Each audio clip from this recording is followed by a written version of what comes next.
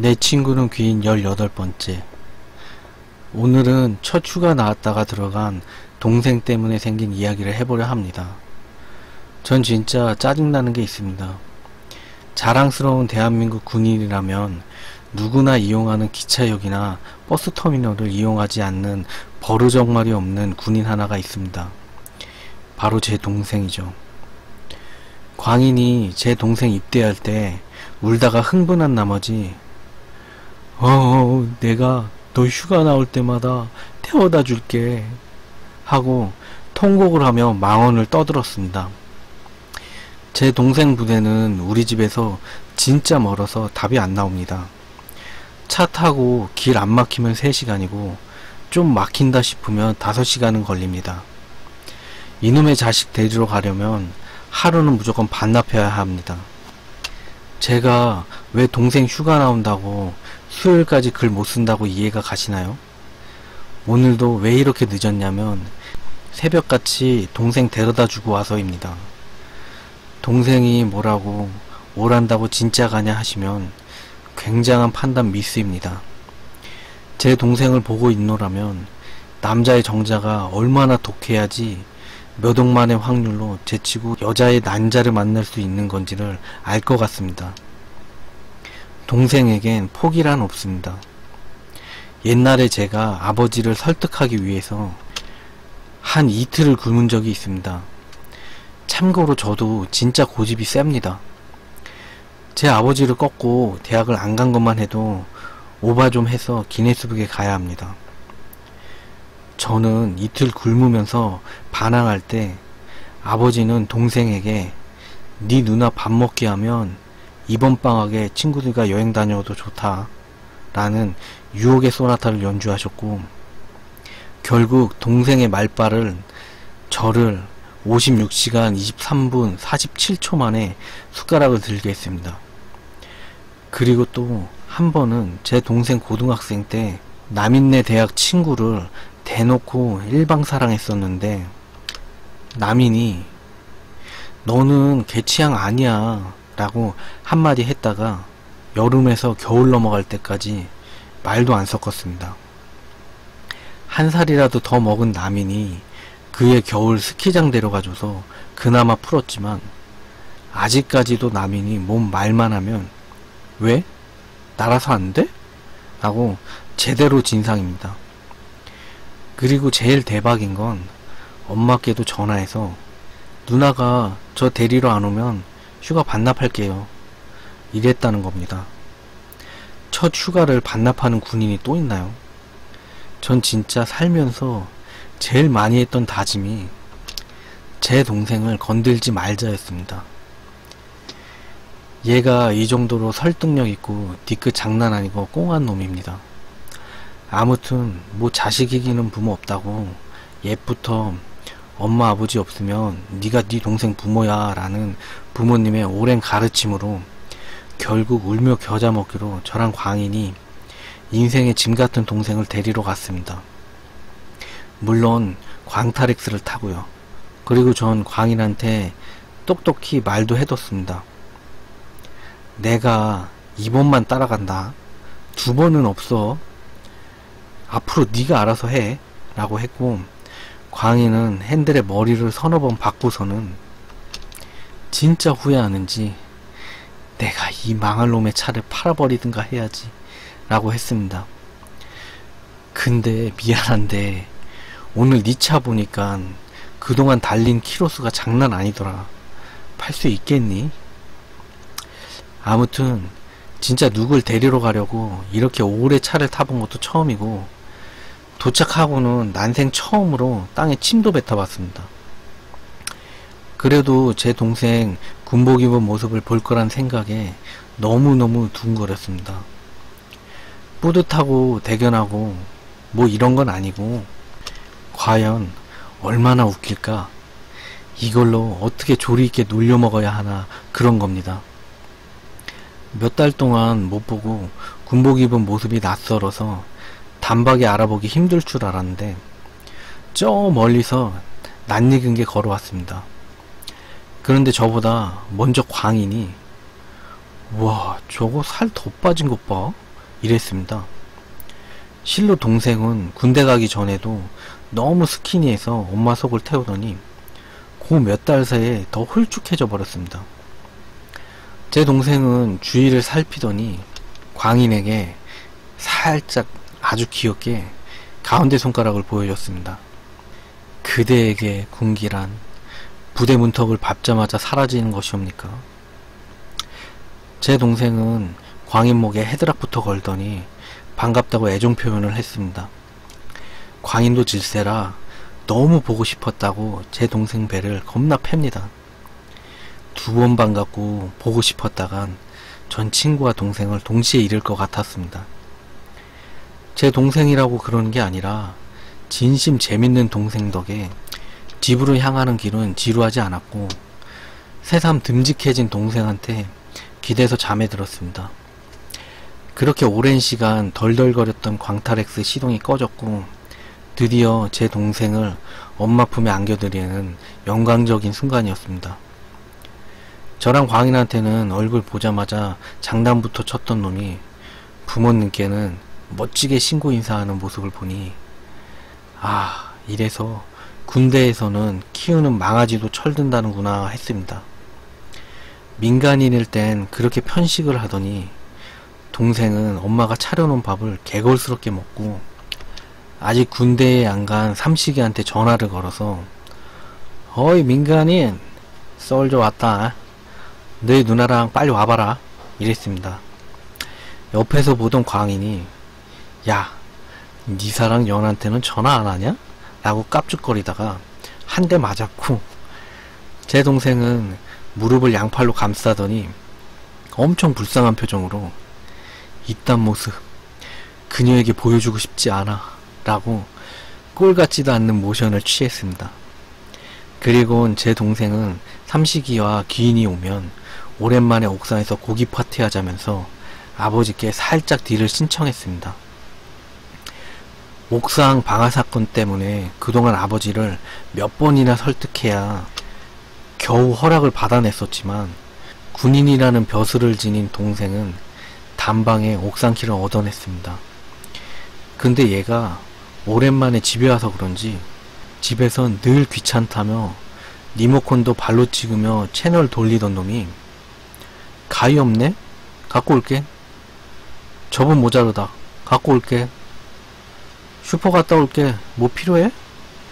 변한 동생의 빠릿빠릿한 움직임에 전 군대의 위대함을 새삼 느꼈습니다. 동생이 슈퍼에 간 사이에 귀인이랑 삼식이가 옥상으로 올라왔고 광인과 저는 동생 데리러 가는 거 너무 오래 걸린다고 별 알맹이 없는 마중 스토리를 들려주고 있었습니다. 곧이어 제가 부른 남인도 동생 이름을 부르며 올라왔습니다. 이번엔 동생 없이 보낸 추석에 아쉬움이라도 달래듯 모두 한자리에 모였습니다. 그리고 동생은 무슨 회포를 풀겠다며 양손 가득 가정용 소주만 4통이나 사왔습니다. 가정용 소주라 하면 그 술 담글 때 대병 있잖아요. 페트병에 들어있는. 아마도 저건 취사량이 아닐까 싶었습니다. 삼식이가 장난반 진심반으로 야 이거 먹고 죽으면 어떡하냐 이랬지만 동생은 군대 가면 고픈 게 한두 가지가 아니다. 아직 안 가봤으면 닥쳐 라며 으스댔습니다. 귀인이 제 동생을 보더니 너 살 엄청 빠졌다 이랬고 제 동생은 그치 괴롭다 이랬습니다. 귀인은 왜? 라고 물었고 동생은 뭐라고 말을 했습니다. 듣고 있던 남인이 야, 네 몸에 해충이 많은 거겠지 라며 시덥지 않게 여겼고 우린 밤새 먹고 즐기고 마시고 육갑을 떨었습니다. 그때 동생 말을 심각하게 들은 건 귀인뿐이었습니다. 그리고 동생 복귀날이 돼서 첫날 술김에 동생을 꼭 데려다 주기로 다시 또 약속한 광인이 약속한 시간보다 한참 일찍 광탈엑스를 끌고 우리 집 앞에서 기다리고 있었습니다. 동생을 이렇게 다시 돌려보내야 하는 엄마께서 가는 길에 먹으라며 군것질거리를 싸주셨고, 제 동생은 엄마 아버지 부디 건강하세요 하면서 뛰어나갔습니다. 전 진짜 따라가기 싫어서 전날 광인한테 안 간다 했지만 광인이 너 안 가면 가다가 사고 내버리겠다고 협박 아닌 협박을 해서 어쩔 수 없이 저도 갔다 올게요 하고 같이 따라 나갔습니다. 현관문을 닫자마자 엄마의 곡소리가 들렸고 괜히 제 목구멍도 덩달아 콱 막히는 것 같고 저도 역시 눈물이 날 뻔했었습니다. 전 나가서 자연스럽게 광탈레스 조수석을 열었는데 이게 무슨 일인가요? 귀인이 앉아 있었습니다. 귀인이 뭘 쳐다봐, 닫어 이랬습니다. 전 문을 닫아주고 뒷문으로 차에 탔습니다.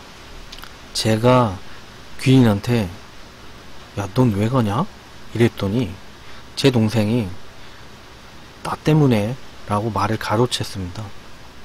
광인이 끼어들어서 귀인이 우리 집으로 와서 나 깨웠어 이랬고 제가 야, 그럼 나 안 가도 되잖아 라고 광인한테 소리쳤지만 귀인이 야, 조용히 해. 광인아, 안전운전 해라 라면서 출발하라 했습니다. 예상대로 복귀 시간보다 너무 빨리 도착해버렸습니다. 그리고 귀인이 제 동생을 보면서 니 그날 말해줬던 장소 기억나? 라고 물었고 동생은 어디? 이랬습니다. 그니까 동생이 옥상에서 자꾸 살 빠진다면서 해준 얘기가 있는데 귀인은 그 얘기를 하는 것 같았습니다. 동생이 기억나 이랬고 귀인은 야 거기로 가자 이랬습니다. 왜 그러나 하고 아리송했지만 어차피 물어봐도 대답 안 해줄 것 같았습니다. 동생의 지휘하에 관기사는 운전을 했고 곧이어 웬 산이 나왔습니다. 차로 들어갈 수 없다는 광인 말에 우리는 걸어야 했고 차에서 내리는 귀인 손에는 검정색 비닐봉지가 들려 있었습니다. 날은 점점 밝아서 해가 보였지만 아무래도 산속은 나무에 가려서 그런지 어두컴컴했습니다. 그리고 앞장서던 동생이 멈추면서 저기야 이랬습니다. 동생이 가리킨 곳을 보니 거기는 무슨 풀이 허리춤까지 자라 있어서 굉장히 복잡해 보였습니다. 귀인은 제 동생 머리를 한 대 툭 치더니 아휴 이럴 줄 알았다 이랬습니다. 우선 동생이 옥상에서 해준 얘기부터 하겠습니다. 동생이 행군을 갔는데 갑자기 화장실이 급했다고 합니다. 야 사방이 널린 게 화장실이다 라는 말에 산에 살짝 큰일을 봤다고 합니다. 그렇게 볼일을 보고 내려오는데 제 동생이 이상하다면 이상하다 할 수 있는 게 꼭 큰일을 보면 속을 비워낸 거라고 뭐라도 채워넣는 습성이 있습니다. 그때 마침 밤나무가 눈에 보였고 나무가 그렇게 높은 건 아니었고 딱 손 두 뼘 정도 모자랐다 했습니다. 근데 이 바보가 밤을 얻기 위해 나무를 계속 찼다고 합니다. 근데 발로 아무리 차도 밤은커녕 다람쥐 한 마리도 안 떨어져서 장대를 찾으려 했는데 마침 밤나무 옆으로 땅이 꽤 솟아 있었고 그 위를 밟고 올라가서 드디어 밤을 땄다고 합니다. 튼튼한 워커 신은 발로 살살 굴려 가시 속에 밤을 빼냈고 괜히 들키면 혼날까봐 겉껍질만 대충 까고 속껍질을 까지도 않고 허겁지겁 먹었고 근데 기분 탓인지 그날 이후 자꾸 꿈에서 누군가에게 쫓기고 지가 봐도 심하다 할 정도로 먹어대고 그렇게 먹음에도 불구하고 계속 말라가는 것 같다 했습니다. 여기까지가 옥상에서 제 동생이 해준 얘기였습니다. 귀인은 야 이거 무덤이야 이랬고 동생이 밤 딸 때 올랐었던 곳이 주변의 풀들을 귀인이 발로 밟았는데 그제야 무덤의 형태가 보였습니다. 제 동생이 눈뜬 장님도 아니고 바보 천치도 아닌데 왜 무덤을 구별 못했냐고 의문이 드실 것 같아 설명해 드립니다. 거기 주변의 풀들이 허리춤까지 너무 올라와 있었습니다. 가족들이 무심한 건지 가족이 없는 건지 묘관리를 전혀 안 해놨고 거의 방치 수준이었습니다. 어느 누구도 관심 없게 보면 절대 모를 정도로. 그리고 귀인은 들고 있던 비닐봉지에서 소주랑 무거포 그리고 긴 향을 꺼냈습니다. 그리고 풀이 나 있는 곳을 다시 밟아 다지더니 향에 불을 붙여 땅에 꽂고 무거포와 소주를 나란히 놓았습니다.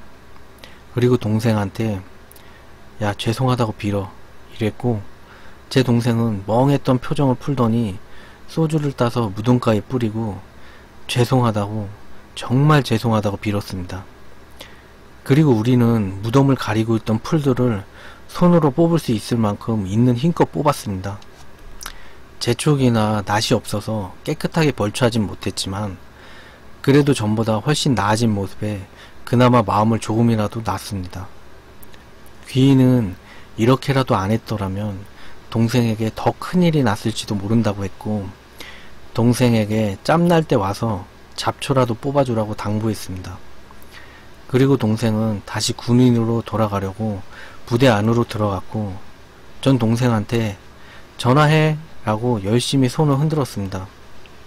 광희는 또 감정이 격해졌는지 야 다음 휴가 때도 데리러 올게, 그때까지 건강해라 라는 절대 뽑을 수도 없는 저주의 못질을 해버렸습니다.